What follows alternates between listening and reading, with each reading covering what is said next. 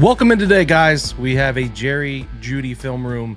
We all know he had a great year last year, right? We know he went 90 catches, 1,229 yards, nearly a top 5 receiving yards season, 4 touchdowns, really broke out in the way his first round selection and pedigree always told people he would break out. So then it comes down to, is this sustainable?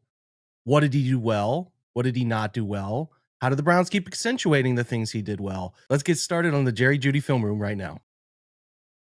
All right, so with Jeudy, the Browns did about 65-35 snaps outside in the 65% range. Inside snaps kind of in the slot inside of another receiver would be about 35%. It's got a good split. And really the results were fine for both of them for, the cross comparison. It's like he was much better in either spot. I think part of what his appeal is that positional flexibility that he's able to create. Now, what he did well this year, and he was a top 7 EPA per target player, was any form of an outbreaking route. Okay.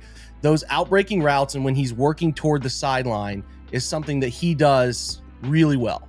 Okay. Looking at a corner route here against a little top of the field bracket cover 2. So he's got to kind of fit in that hole here at the top of the screen toward the sideline, use the sideline, get the feet down, take a hit, right? Nice effort there. I mean, this is kind of indicative of, I think, the places on the field he found the most success.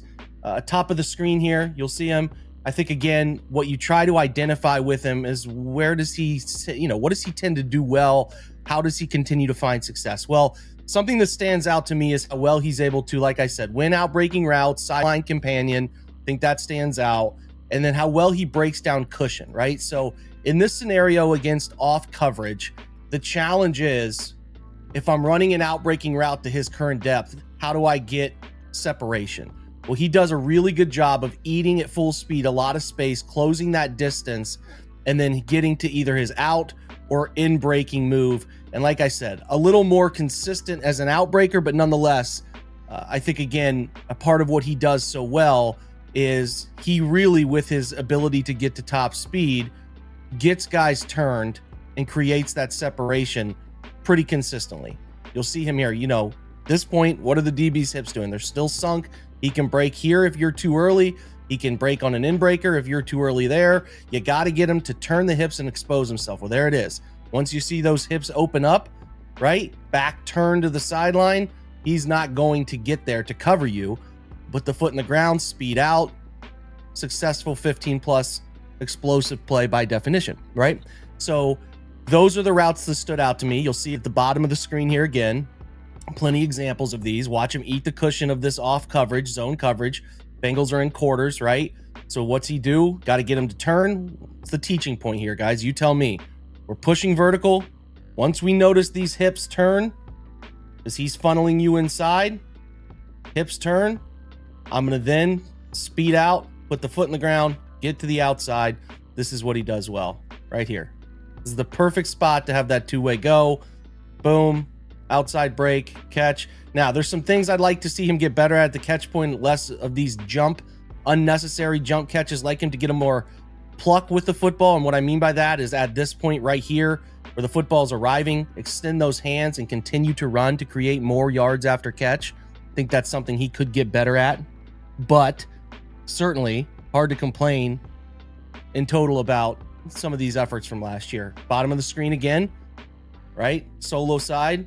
Well, we got a tight end here, so not the solo side, but you are, typically playing Z in this alignment. So we're going to push, hips turn, a little less hip turn. The Chargers really well coached in that secondary. Little less hip turn. 29 here does a great job of not exposing himself too soon, able to click and close, but Jeudy does a great job. Watch him approach that break point, right? Got to hit my landmark. That right foot sinks, boom, left, right, get to where you need to. That's better, right? That pluck catch away from your body, first down. Those outbreaking routes from tight alignments, really good. Tough to cover. Bottom of the screen here, right? Bottom of the screen, we're under center. Again, off coverage. Chargers love to play their version of palms. Hips turn. See those hips turn again? Right there. Roll it, speed out, get to the landmark, catch, first down. Again, easy routes that he's just really good at making people respect how he can climb vertically. Now, a little better production from a metric standpoint against man in an efficiency world, I would label Jeudy as a route running savant. Like, that's where he wins. He is a route running winner. Watch him push inside. Understands he's getting a variation of man here. A man free with a pretty hefty blitz look. Push inside. Sell that over route. What you want to do is get this DB convinced you're running an over route.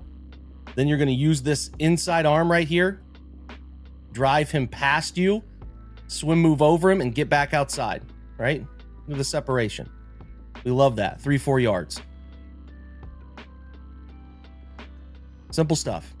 But it's on his tape, and this is what he's good at, and the Browns really leaned into it, accentuated it. And when they get him in the slot as well, I thought he did a great job of finding holes in zone coverage and knowing kind of like, I can feel I'm in between this trio coverage, right? Usually you're going to be on a bracketed side. I can feel what I have coming here. I know I'm on an outbreak. I know he's over. So we're going to drive the corner out. If this ball is being thrown, it's being thrown in a tidy little box right here. And he's got to sit down, throttle down, make a play on the football. He does that pretty well. That's the stuff I like from him in the slot. The intermediate range in the slot, I think he does well with it. Another example right here, he's the apex of the three-man look, trip side. So he's pushing, climbing, kind of working at a 45 in because he has to give his outside receiver here, Elijah Moore, enough time who's off the ball because he's on the ball. So what's the little detail?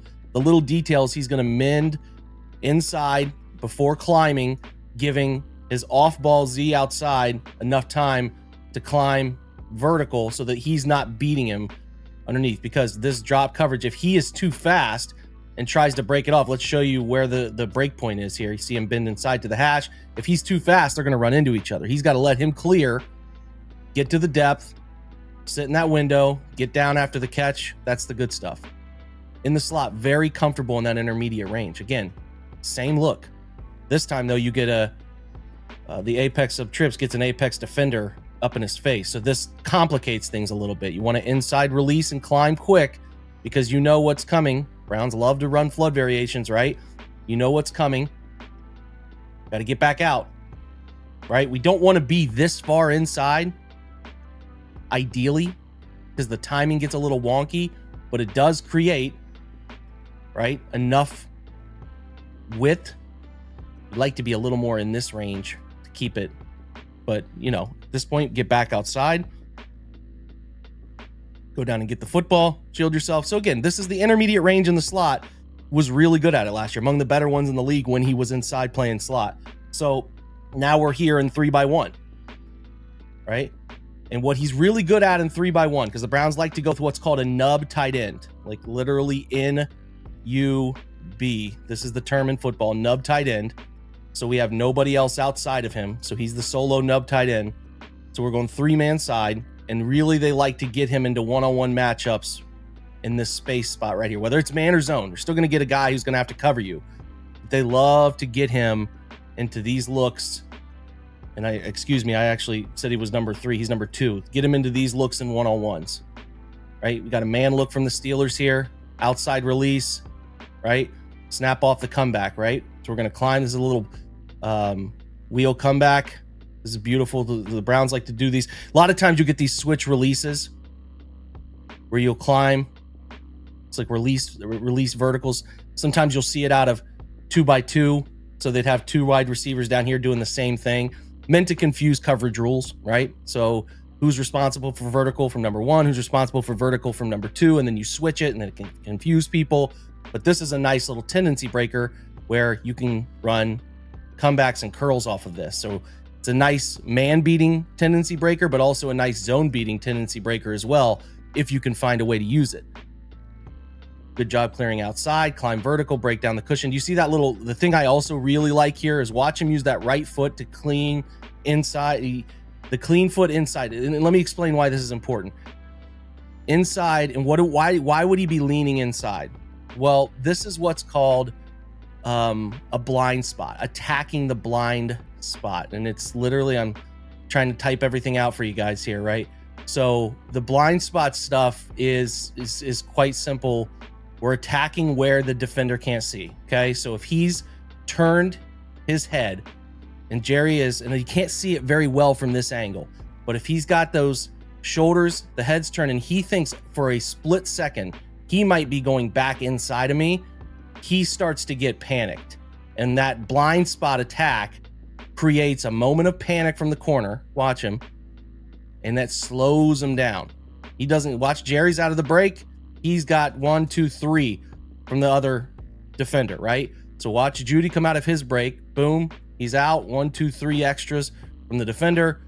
And a great catch away from the body, going down to get it. So just again, route technician stuff. How are you labeling him, Jake? Well, I think he's a route technician.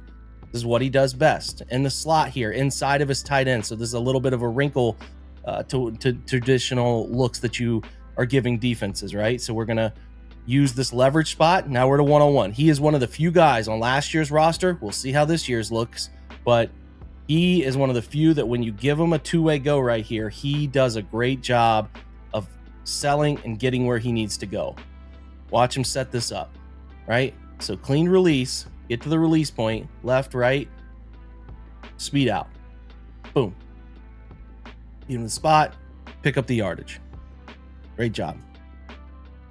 Now he's number 3 right here, right? We always label these outside in. 1, 2, 3. Watch him get in again. Isolated. Speed out. And his speed outs cover ground and he makes plays. So again, isolated, route, win on the route. Doesn't have to always be fancy. Now he can win in breakers. He did it. Browns like to get under center. They're going to do way more of this year. They're going to sell run. That's run action. We're getting run action from the backside wide receiver who's coming to help. Look at Cedric Tillman. We got only a 2-man route here, right? Watch this. Watch this inside release. We're watching top of the screen. How do you win an in-breaking route? Well, you win it off the line of scrimmage. Look at that fire release. Watch his feet. Boom, boom. Boom, boom. Get back inside. See the DB. This is teach tape, guys. Watch the DB reach. Can't. He thinks he's going outside. That fire release, thinks he's going outside, whiffs, swim move. Don't let him get his hands on you. And now we're in position. We have won this in-breaking route. The only thing you have to do is climb, climb, climb, keep him pressed, and you're going to get your body. Jeudy's going to kind of lean on him as he's climbing vertical, right? If you go too far inside and then break off softly, right? So what I'm getting at is, you know, he's here, he wins inside, and then he kind of drifts inside more and then breaks it off. Well, what does he know? Well, he knows you're breaking because you're leaning inside. But if you get back vertical, right? So you have won inside. You have accomplished the first goal, is what Jeudy has done. So what you don't want to do is get lazy at the break point now, just because you've gotten that inside leverage for a route you know will be in breaking. So now I need to keep climbing vertical, shoulders square, keep climbing vertical. And at this moment, he will start to close. What does the DB always want to do? Close separation. No DB wants to be without their hands on you. So once you feel him start to lean on you, you climb, climb, climb, get that left arm into his chest and just create enough separation to get where you want to go. Watch him at the break point. He wins on this break point off the line, and because he climbed vertical. Boom. That's great. Is really good, especially on those 2-man routes where you're protecting everything a ton and you're giving your quarterback a chance to sit in, read it, and make that sort of throw. Again, now here's motion. He's going left side to right side, so a little bit of, again, wrinkle. He didn't go in motion a ton. I'd love for them to use him in motion a little more often this year.